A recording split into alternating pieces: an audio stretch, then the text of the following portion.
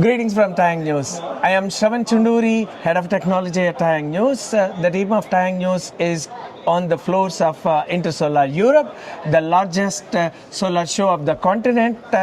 Currently, I am at the booth of SolarSpace, and right now I am with Colin Zhu, who is Marketing Director at SolarSpace. Hi, Colin. Nice to meet you. Yeah, very nice to meet you.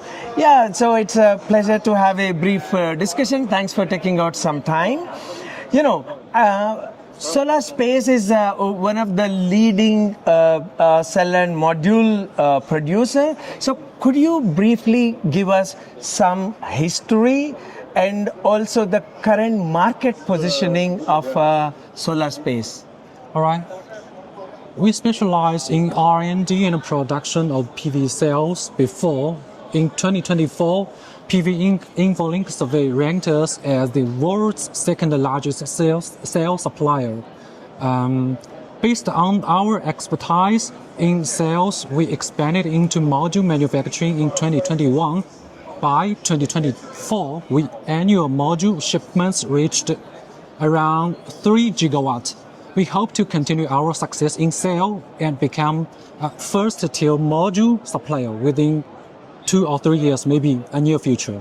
Okay. So, what is the SolarSpace current annual production capacity for cells and modules? And can you also give some, overview on the locations of your production layout? Okay. By the end of 2024, we had roughly 40 gigawatts of N-type cells capacity, with additional 12 gigawatt in technical upgrading process. Once completed, a total N-type cell capacity will reach around more than 50 gigawatts. And we also has around 10 gigawatt module capacity globally. And our business spans 6 continents, with core markets in North America, Europe, and Asia Pacific. And we also have significant shipments in China. Overseas revenue accounts for around 1/3 of total sales in 2024. Okay. So, let's also talk a little bit about the technology. So, what is SolarSpace technical advantage, in your cell and module technology?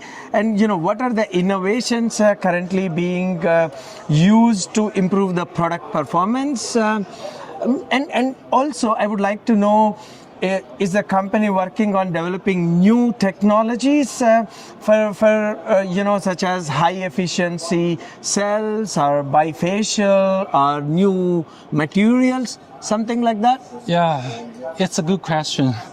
Frankly speaking, module products, not only module, PV cell and module products are becoming similar.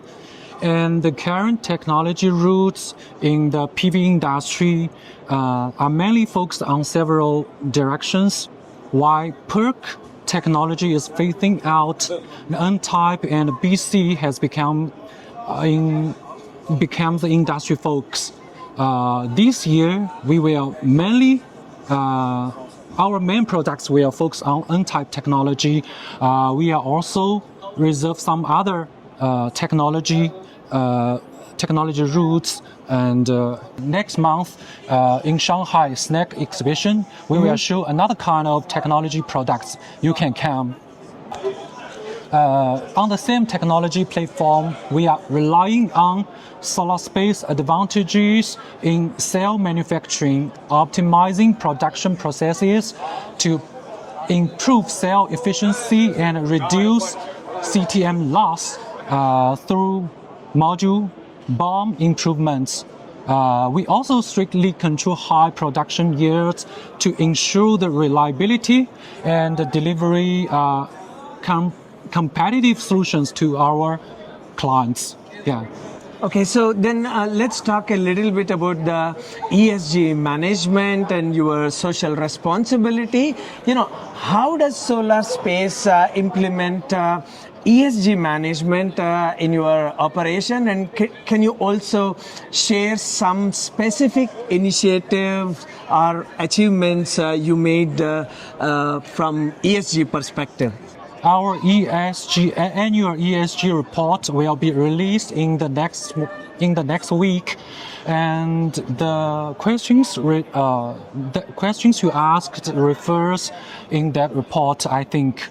So this time I will simply introduce our ESG strategy, and our ESG strategy starts with establishing a governance framework, a three-tier system integrated into daily operations. We've also launched the SEED initiatives. You can see here SEED. S is superiority, E environment, E empowerment, and D discipline, outlining short and long-term sustainability goals. Okay, so let's talk a little bit about your sustainability plans. So sustainability is a key issue in PV industry, of course. So what long-term sustainability goals does SolarSpace have, and how do you ensure a balance between the business operations and environmental problems? We have environmental targets for 2025. Firstly, we will reduce electricity consumption per unit by 2% compared to 2024. And secondly, cut water usage per sale by 2% compared to 2024. So in supply chain management, how does SolarSpace ensure that sourcing of raw materials and production processes meet the sustainability standards? In October last year, we initiated a sustainable supply chain program to establish a comprehensive system. By year end, 100% of key suppliers signed the conflict-free mineral policy statement, and over 100 suppliers received the sustainability training in 2025. This year, we continue to do diligence upstream to our upstream partners to ensure our compliance. Okay. Yeah. So then let's briefly come to an end with an outlook. Solar is really dynamic. So many things are changing in PV industry. So what are the main strategies for SolarSpace over the next 3 years? We aim to align with global market trends by focusing on high efficiency technology, premium products with a globalized layout, and continue to enhance the competitiveness of our products. For the technology, we will prioritize N-type products while preparing for next generation cell advancement. For market expansion, we'll focus on local service, local operation in the key regions, such as the US market and something like that, and optimize supply chains to adapt flexibly to diverse demands. Cool. Yeah. Okay, so as one of the major supplier in the solar industry, so how do you view the future prospects for the photovoltaic sector? That's one question. Then, what role does SolarSpace would play in shaping that future?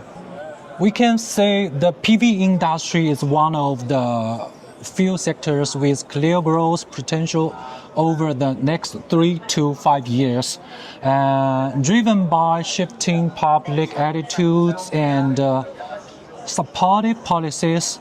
SolarSpace will invest in R&D and quality improvements to enhance products' competitiveness.